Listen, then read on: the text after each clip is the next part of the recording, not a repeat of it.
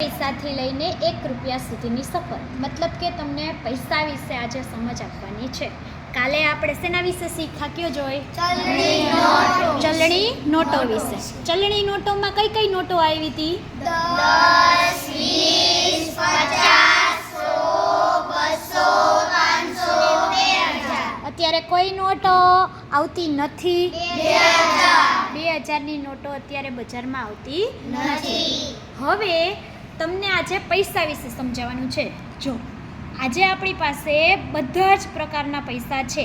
1 રૂપિયાનો પૈસો, 2 રૂપિયા, 3 પૈસા, 5 પૈસા, 10 પૈસા, 20 પૈસા, 25 પૈસા, 50 પૈસા અને રૂપિયો.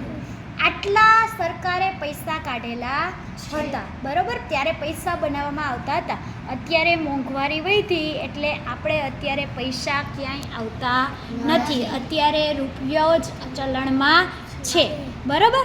પણ પહેલાંના વખતમાં આવતા હતા. તમારા દાદા બા એને પૂછજો, એને 1 પૈસાનું, 2 પૈસાની, 5 પૈસાની વસ્તુ લીધેલી હશે.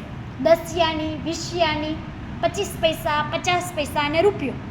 ત્યારે તો રૂપિયાનું કેટલું બધું આવી જતું, સમજાણું? એટલે ચાલો હવે આજે હું તમને એ પૈસા બતાવું છું. સૌથી પહેલાં આપણે જોઈએ આ 1 પૈસો. આ શું છે? 1 પૈસો છે. ચાલો 1 પૈસો છે એ કેટલા પૈસા ભેગા થાય ત્યારે 1 રૂપિયો બને?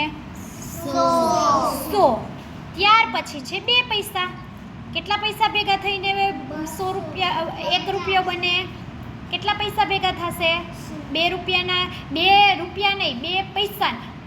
કેટલા સિક્કા હોય તો 1 રૂપિયો બને? 200, નહીં, 50, 50. કેટલા હોય તો બને? 50.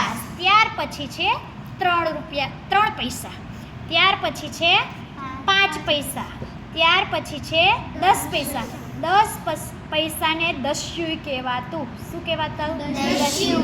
ત્યાર પછી છે 20 પૈસા. 20 પૈસાને શું કહેતા? વીસ્યુ. એના પછી છે 25 પૈસા. ત્યાર પછી છે 50 પૈસા અને ત્યાર પછી બન્યા 1 રૂપિયો. એટલે કેટલા સિક્કા થયા પૈસાના? 9. પેલું કયું છે? 1 પૈસો, 2 પૈસા, 3 પૈસા, 5 પૈસા, 10 પૈસા, 20 પૈસા, 25 પૈસા, 50 પૈસા અને 1 રૂપિયો. હવે જો અત્યારે કેમ પેલા 10ની નોટું છે એ 2 પ્રકારની હતી, જૂની અને નવી આવી. એ જ રીતે આપણી પાસે ઝાઝા બધા સિક્કા છે. જો 1 પૈસાના 3 સિક્કા છે, 2 પૈસાના જ ઘણા બધા સિક્કા છે, 5 પૈસાના ઘણા બધા સિક્કા છે, 10 પૈસાના 2 સિક્કા છે. આમાં 20 છે એ આની અંદર આપેલું છે, બીજા સિક્કા મારી પાસે નહોતા એટલે આમાં નથી રાખ્યું. 25 પૈસાનો 1 સિક્કો છે અને 50 પૈસાનો પણ 1 સિક્કો છે. તમને બધાને હમણાં હું હાથમાં આપીશ, પછી જોજો સિક્કાને કે સિક્કામાં કઈ પ્રકારે છે. આ તો થઈ 19મી સદીની વાત. 19મી સદીની અંદર આપણા સરકારે, કેન્દ્ર સરકારે આ સિક્કાઓ બનાવ્યા હતા, બરોબર? એના પહેલાંય વ્યવહાર તો થતો જ તો ને બધાય. કોઈ વસ્તુ લેવા માટે કોઈ પણ વસ્તુ દેવી તો પડતી હતી ને, પૈસા તો દેવા પડતા ને. એ માટે પણ ત્યારે સિક્કા બનાવવામાં આવતા હતા. એ સિક્કામાંથી અમુક સિક્કા છે એ આપણી પાસે છે. જો એમાં ક્યાં ક્યાં સિક્કા છે? ઈસવીસન 1829નો સિક્કો છે. બહુ નજીકથી જોઉં છો ત્યારે એમાં દેખાય છે ઈસવીસન 1829, બરોબર? ત્યાર પછી છે 1833. એના પછી છે 1862. પછી છે 1912. પછી છે 1917 અને પછી છે 1930. એટલે કોઈ પણ વસ્તુની આપ લે કરવાની થાય, આપણે કોઈ વસ્તુ ખરીદવી હોય ત્યારે આપણે પૈસા તો આપવા પડતા જ. એટલે એવું નથી કે અત્યારે જ આપણે પૈસા આપવા પડે છે.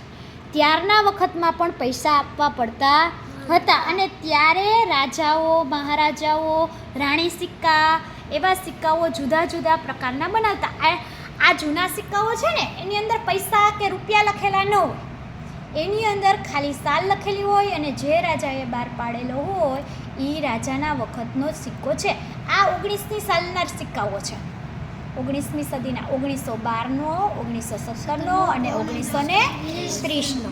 ચાલો હવે આપણે બધાય છે એ બધા સિક્કાને હાથમાં લઈને જોશું અને બધાય નિરીક્ષણ કરજો કે સિક્કાની અંદર શું શું છે. હું તમને પૂછીશ પાછા પ્રશ્ન જવાબ, બરાબર?